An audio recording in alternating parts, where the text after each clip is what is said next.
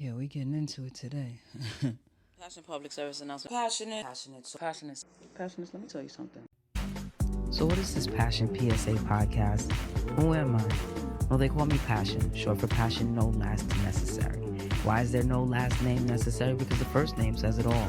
I am passion and all that embodies. What do I do here? I give you the life coaching that you know you need, but don't enroll yourself in. When did I start? Actually, 2017.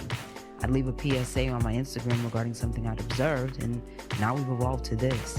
Why do I do it? Why not? If even one person is able to take away one thing that changes their life, someone else's life, or changes the world for the better, then I've done what I was charged to do. So come on in, sit and listen for a while. There's something here for everyone at the Passion PSA podcast. Greetings and salutations, my beloved passionate newcomers, visitors, and guests. Welcome to another episode of the Passion PSA podcast, where I passion no last necessary. Your Get You Right Guru issue a weekly public service announcement about whatever I've observed or was on my mind. This is a for your consideration zone, where the objective is to offer you a perspective you may not have previously considered, to A, expand your thinking, and B, to aid you in becoming a better version of yourself, for yourself, and for others. This is a safe space, but not necessarily a delicate one. I will never rob you of your right to feel what you feel, the same way I won't sugarcoat the truth to make it more palatable. The goal is to get you to higher, more expanded thinking so you can operate as your highest and best self. If you are new here, we start each episode with affirmations to ensure that regardless of what we discuss and how it may make you feel, we have intentionally started on the highest possible vibration and the correct frequency. And there is a strong possibility I'm going to ruffle some feathers today. So let's take a moment to shift the energy upward and open our minds to that which we have not fully considered. You are always welcome to repeat after me or to use this time to state your own affirmations. Me first. I respect myself. I protect myself. I honor myself. I honor my temple. I guard the gates to my temple. I value myself. I am precious. I am a prize. I appreciate myself. I prioritize my total wellness. I have the right to decline anything that doesn't serve me. My yes is yes, my no is no. Either is acceptable, and both have to be respected. It is well. I am well. All is well. Ashe, ashe, ashe. So passionates, I was thinking about industry artists from yesteryear who have been major contributors to the entertainment landscape or big stars. At some point, something, let's say, darker came out about their rise up to fame, about what they do, what they did, or how they got here. And in so many situations, people have found themselves in so many compromising positions because the proposition was, well, if you do this or that, I'll give you this or that. Now, we're familiar with stories like this from the Me Too movement. In order for you to get from where to there, you have to participate in X. We've heard about this with male artists, whether in the music industry or in film. They've had to compromise themselves in some way. And in the way they had to compromise themselves, they were very uncomfortable, and it was a major secret until someone exposed it, until they aired them all the way out. And then the whole world sat opining and speculating on what they couldn't believe and what they believed it to actually be, and speculating on what they know about somebody they don't know. And you really want to just tell them all to shut up because they sound dumb. That aside, I really want to speak to anybody who's currently in or could end up in any position where someone of a more prominent position could offer a quid pro quo proposition. I'm not going to tell you to accept or reject, but I do want you to keep these things in mind should you decide to accept an offer that could be deemed unseemly. First, your talent is not our ticket. Now, why do I say that? There are a lot of people who have compromised self, not because that was what they really wanted to do, not for something they really believed in or stood 10 toes down on, but because they believed it was all they could do due to family pressuring them, saying, this could be our ticket out. This could be our one chance to have, to do, to see, to know, to experience. So I'm counting on what you can do to provide me something more, either because I can't do what you can do, or I don't believe that what I can do will take me as far as what you can do will. Now, there are a lot of people who are compromising themselves daily because of this thinking and manipulation. Passionates, your talent is not our ticket. I get the desire to want to give something to your family that maybe they haven't had access to like information or money or experiences. However, at the point where you are being challenged to compromise yourself, you have to be cognizant of the fact that once you've compromised yourself, you are the only one totally compromised.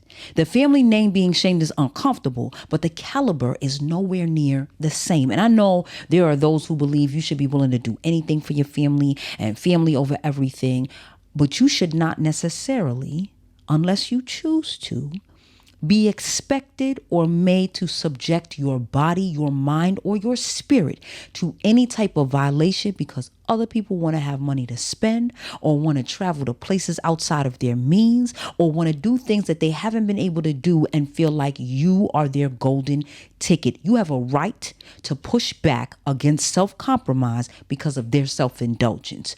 Do not let that go over your head. You do not have to compromise yourself because of anybody else's desire to live a different life. There are people who compromise themselves because others in their family wanted to experience certain things that they couldn't experience based on what they were doing, whether it was because they were employed, but the money was never enough because of how many people they had to support, or maybe they were underemployed, and even supporting just themselves or one other person was a burden at their income level, or maybe even they were unemployed because they couldn't find work, or they decided to be comfortable living off of public assistance. Whatever the case was, there are people who self-compromised for the good of the family. But when all came down and everything got exposed, the family didn't stand beside them and say, they did what we asked them to do for us, and we love, respect, and honor them no matter what.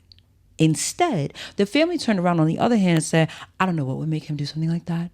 That must have been something that he was always into. I don't know why he would do something like that. We would never encourage anything like that. And them saying that it was us pushing them to do it is an outrageous and egregious lie. No accountability, outright lies because they don't want to be crucified and vilified as monsters. They spun the situation, they spun the conversations, and because there are no receipts, there are no recordings, there's no written proof of them saying, this could be our ticket out. Now they're saying, I don't know why he would do that. I would never encourage anybody to compromise their morals for a couple of dollars. I can't believe that. I think it's such a shame. And what they really need is Jesus. And they need to do this and they need to do that and the third and the next. These are the same people that when the compromised loved one is so devastated because the world is now aware of how they self-compromised, how they've embarrassed themselves, what lows they would stoop to do something for somebody else because that was what somebody else wanted. Now that the world is aware that they did and what they did and is judging them mercilessly, the same family talking about they're so ashamed.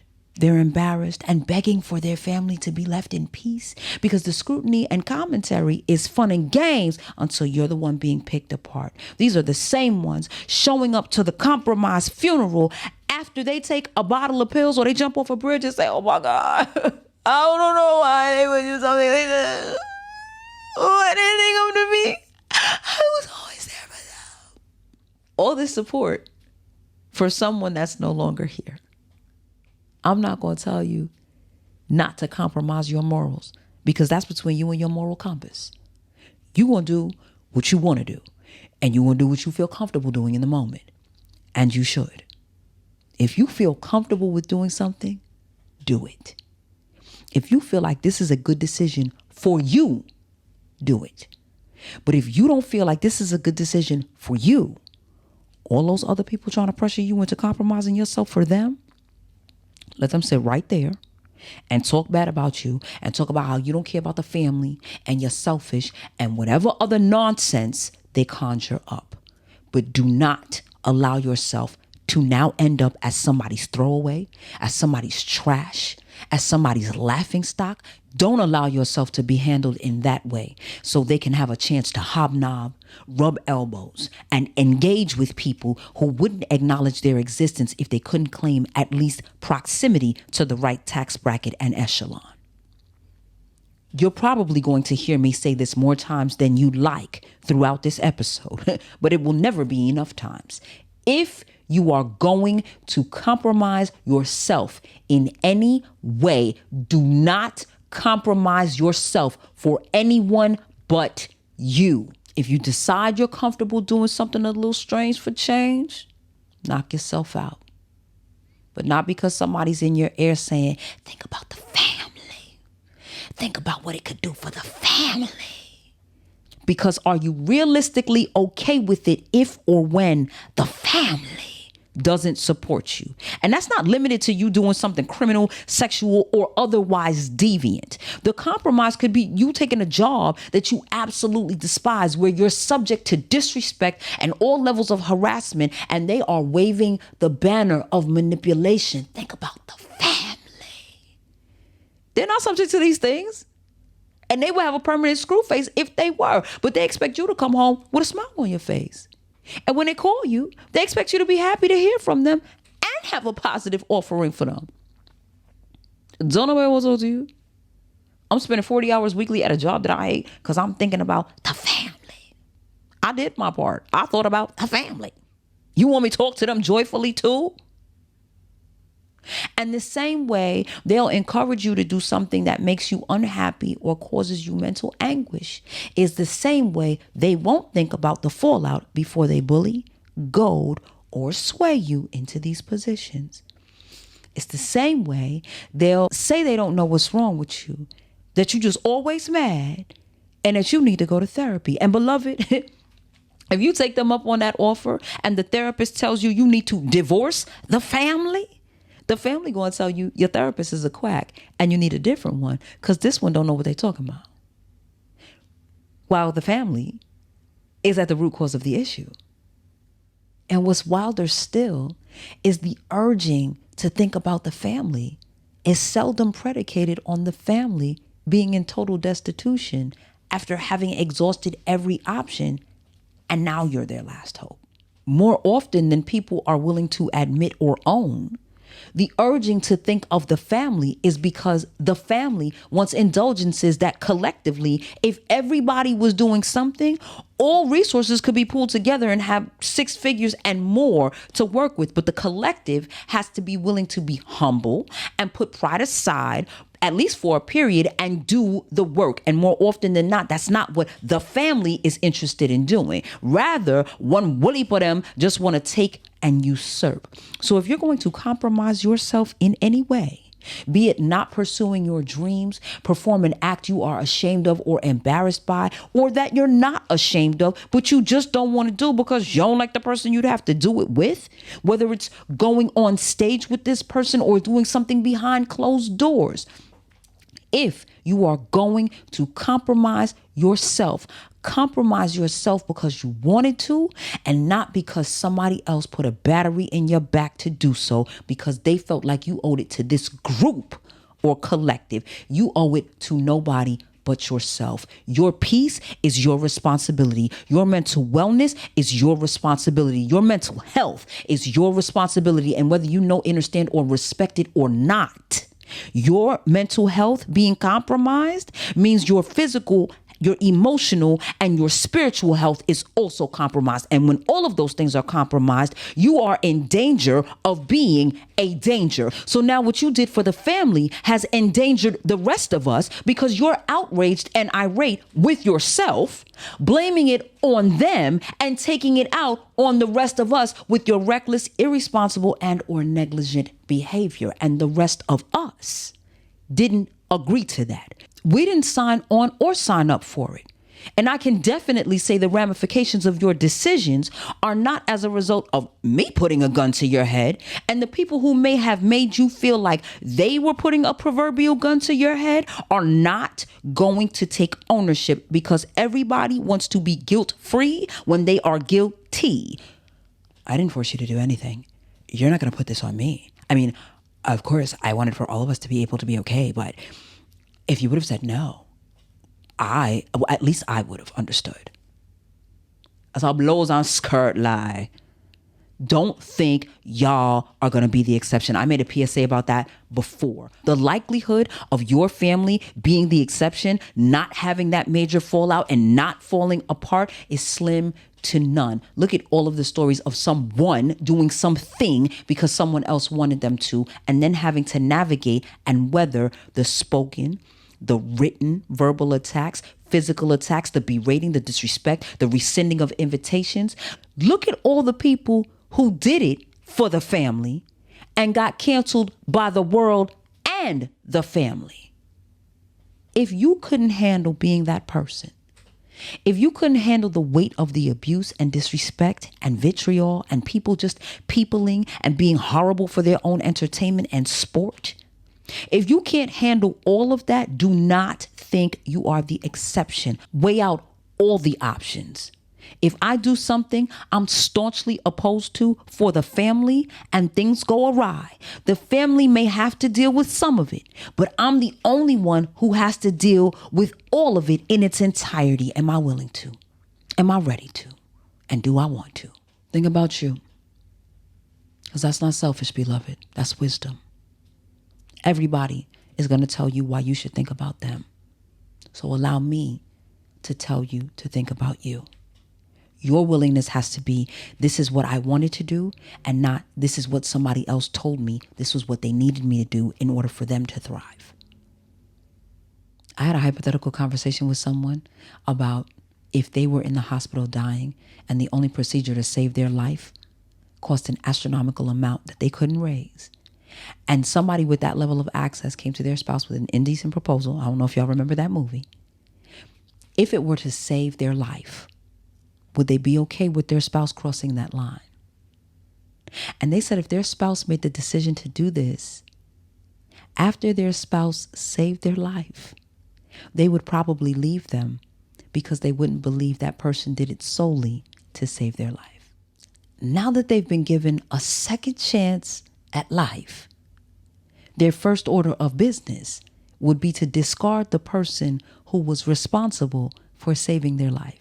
After their spouse compromised themselves and sacrificed to save their life, not pleasure, not desire, not curiosity, not interest, they would throw them away. Meanwhile, I don't know if this person has had a conversation with their family advising that if they're dying, they would rather die knowing their spouse was faithful than live with a person who was willing to compromise themselves for them.